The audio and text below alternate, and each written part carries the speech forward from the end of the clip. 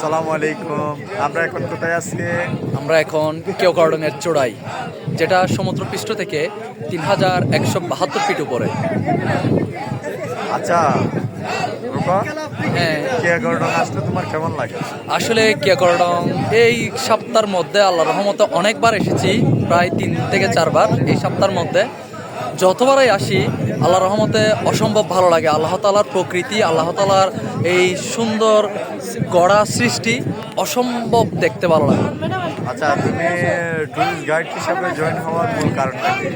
আমি tourist guide হিসেবে join করার মূল উদ্দেশ্য হচ্ছে ট্যুরিস্টদের সাথে অনেক নিত্য নতুন ট্যুরিস্ট আসে, তাদের সাথে এই যে দেখা হচ্ছে, পরিচয় হচ্ছে এবং তাদের সাথে কথোপকথন হচ্ছে, আর বিভিন্ন ট্যুরিস্টদের সাথে পরিচিত হওয়াটাই হচ্ছে আমার মুখ্য উদ্দেশ্য। আর আরেকটা কথা হচ্ছে যে বিশেষ করে তোমার যে টিম মেম্বারগুলো আসে তাদের সাথে তোমার হ্যান্ডেলিং করতে কি কোনো কষ্ট হয়?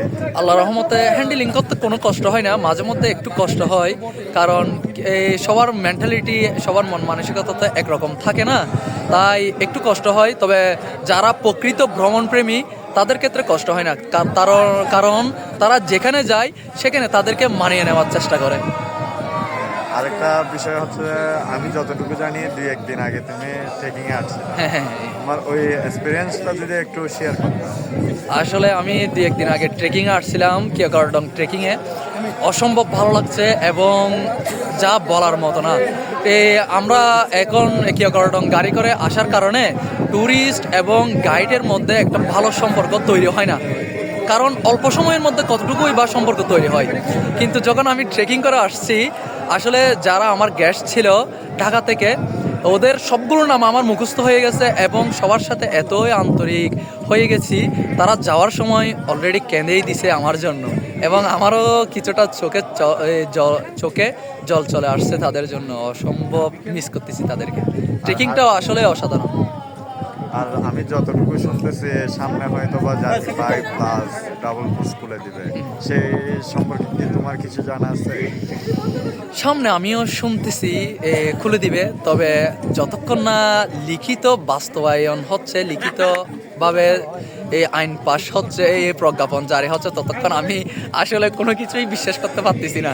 কারণ এই যে গত 2 মাস তো ধরেই তো শুনে আসতেছি খুলে দিবে, জাদি ভাই খুলে দিবে, জাদি ভাই খুলে দিবে। এখন অলরেডি জানুয়ারি, 26 সালের জানুয়ারি চলে আসছে, এখনও তো খুলে দেওয়ার কোনো হদিশ নাই, তাই এখনও বলতে পারছি না। আর আরেকটা বিষয় হচ্ছে, তুমি বলতে গেলে যে এখানে ট্যুরিস্টরা আসে তাদের সম্পর্কে তাদের কি না করা উচিত এখানে এসে? আসলে যারা এখানে ট্যুরিস্ট আসে তাদের সম্পর্কে আমি একটি মেসেজ দিব, সেটি হচ্ছে আপনারা এখানে আসবেন এবং এই এলাকার সংস্কৃতিকে ভালোবাসবেন, সংস্কৃতিকে সম্মান করবেন, এবং আমাদের এখানে যারা নারী আছে, নারীদের প্রতি সৌহার্দ্য, ভালোবাসা সেটা বজায় রাখার চেষ্টা করবেন, তাদেরকে সম্মান করবেন।